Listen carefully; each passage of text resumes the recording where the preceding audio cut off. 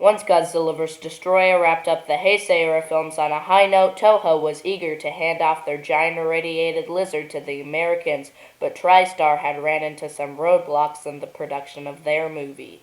After Terry Rossio and Ted Elliott left the project due to budgeting issues in 1994, John D. Bont was hired to helm the project from there, but he later left the same year. 2 years later, Toho was figuring out about the hype for an upcoming blockbuster called Independence Day. Before the film was even released, Toho called up the directors of the movie, Roland Emmerich and Dean Devlin, and asked them if they wanted to work on the big-budget American Godzilla movie. Roland Emmerich and Dean Devlin would sign on, and in the moment of truth, Emmerich and creature designer Patrick Tatopoulos would reveal to Toho their new Godzilla design, a fit giant iguana. During that same meeting, Toho didn't give Emmerich or Tatopoulos their official thumbs up, but early that next morning, they got a phone call that Toho was on board. Now, some have said about this that Toho wasn't really comfortable with the new Godzilla design, but they figured that since they had no big directors to take on the project from there if they said no, and the thought of Godzilla making the same numbers that Independence Day did was too good to pass up. Anyway, this is Godzilla 1998. This all started with Henry G. Saperstein, a producer at American International Pictures who had been pushing Toho to make a Godzilla film in America for quite some time now, until Toho eventually accepted his request, which of course resulted in John D. Bont, Terry Rossio, and Ted Elliott's all failed attempts to making a big-budget American Godzilla movie. The creature designer for this new Godzilla movie would be none other than Patrick Tatopoulos. Tatopoulos' design for Godzilla would be much different from what we had seen in the past. His Godzilla was a much skinnier, fit, giant iguana. At one point, they toyed around with the idea of Godzilla having his signature atomic breath, but eventually scrapped it due to the fact that it would be too unrealistic. Now, of course, this sounds pretty weird for a Godzilla movie, but you have to understand Emmerich was trying to make his Godzilla as real as possible so he could get as far away from those more later 1970s campy Godzilla movies as he could. At one point, Tim Burton even showed interest in directing, but was eventually rejected because they thought he'd make it purposely campy, even using the men in the suit method if he directed. Another reason Burton was probably rejected is because Burton had recently made a couple box office bombs, and they worried if they hired him, he would blow it. The protagonist of this movie is played by none other than Matthew Broderick, and the poor reception to this movie is mostly blamed on him, which I think is unfair, but that does not mean I like his performance. Anyway, onto the movie.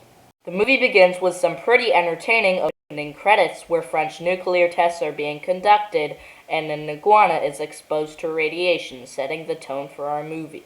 Then we get another great scene where we see a giant boat getting attacked by some mysterious creature, and the special effects in this scene are top-notch, probably my favorite part of the entire movie.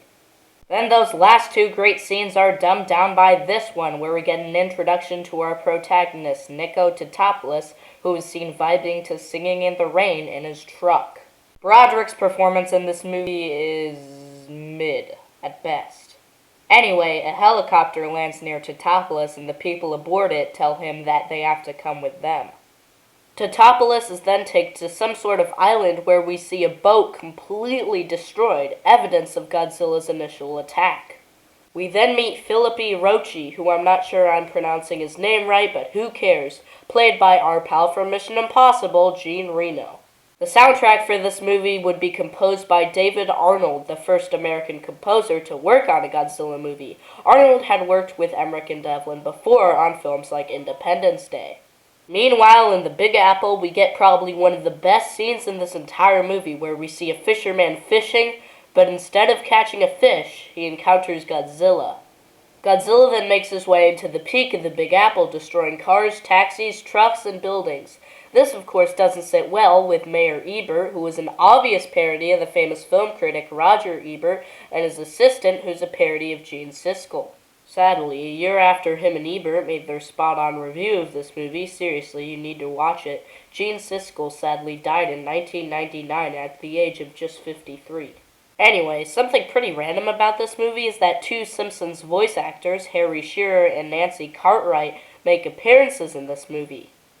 Then this poor guy's nearly killed by Godzilla when he is almost squashed by his big toe.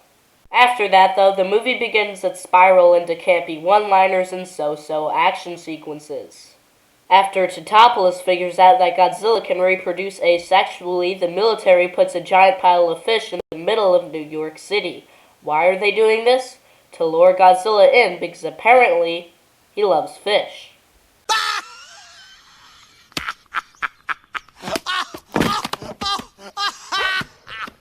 From there, Godzilla continues his rampage from where he left off, but this time he's much more clever, tricking the military into destroying buildings instead of him.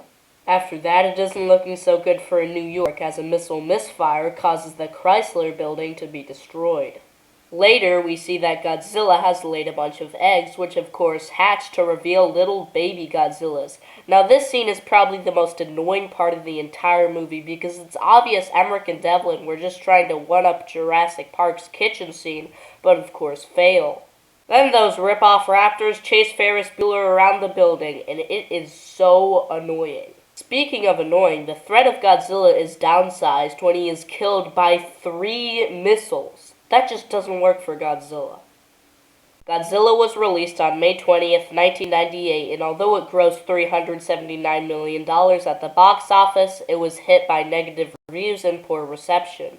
Although the hardcore Godzilla fans took it the worst, and were so unhappy with the way Godzilla was treated that they started demanding a new Japanese movie from Toho. Although the hardcore Godzilla fans took it the worst, and were so unhappy with the way Godzilla was treated that they started demanding a new Japanese movie from Toho. And Toho knew they couldn't keep the fans quiet for long, so a new Godzilla movie was put into production. Next up, I review 1999's Godzilla Millennium. Until next time. Candy. No, I don't want any candy. Leave me alone. They ask you how you are, you just have to say that you're fine when you're not really fine, but you just can't get into it because they would never understand.